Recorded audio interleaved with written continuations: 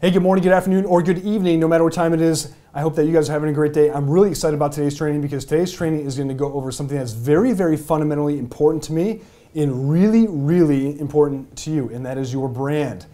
Actually, it's real estate photography and how it impacts your brand and why it's so, so important. So, one of the things that drives me absolutely freaking nuts, by the way, is when real estate agents use cell phones.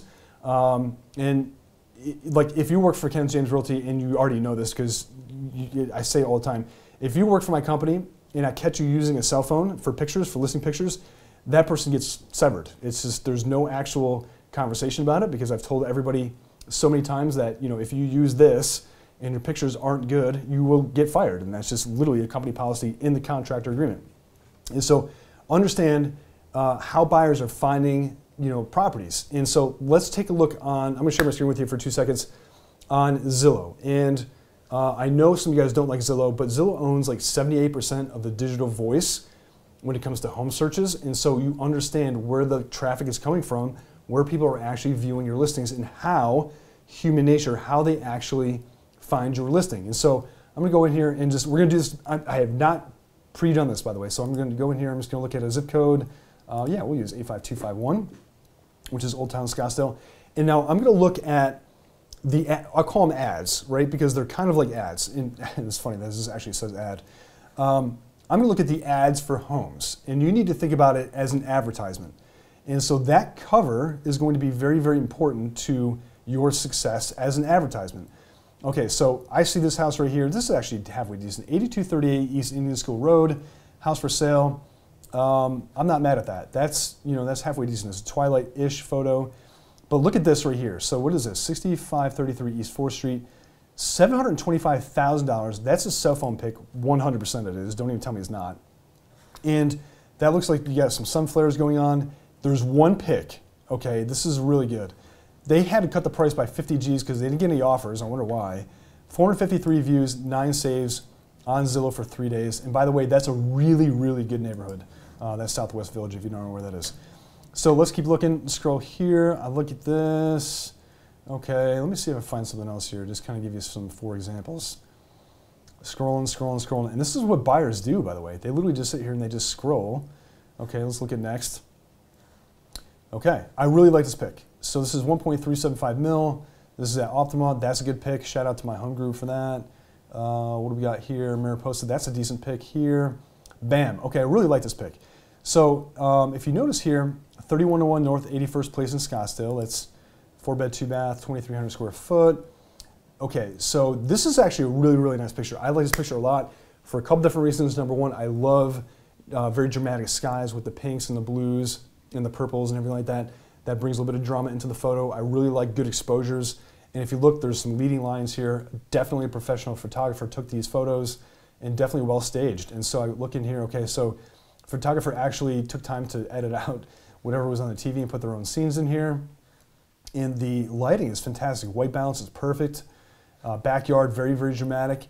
Really tells a good story. And there's not, okay, there's about probably 30 pixels. Ooh, this is kind of cool. Looks like there's an LED. He's telling a story, so this photographer is really telling a story. And so very interesting to see how they set this up. And let's take a look at the stats here. So 32 days on Zillow. And I think the only reason why it's 32 days on Zillow is because it really is probably overpriced, is my guess. 4,000 views, but 70 saves.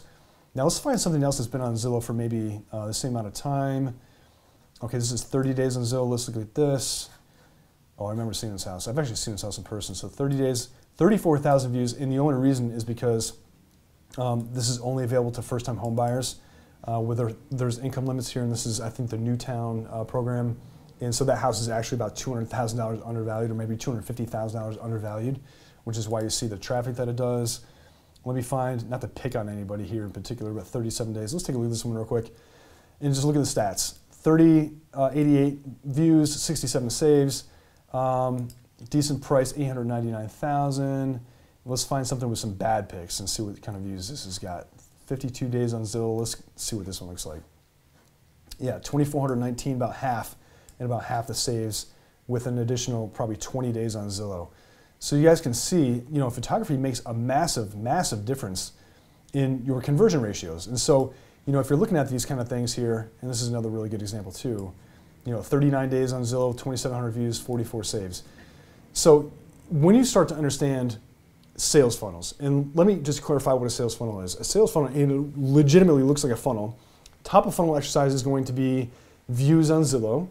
Then you move a little bit further down in the funnel, and that would be a click on your ad, if you want to think about it like an ad. And then a showing request would be a little bit further down to the funnel, and then it starts narrowing down.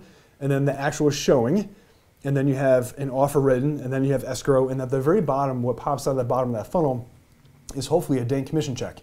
And so when you do really good stuff at the top of the funnel, you're increasing your likelihood of a better check or more offers or more showings or more clicks, when you use better photography. And so when you're using cell phone pics, you're not giving your sellers really any kind of justice for the property. Now, do all homes warrant, $500 or $1,000 on photography or videography?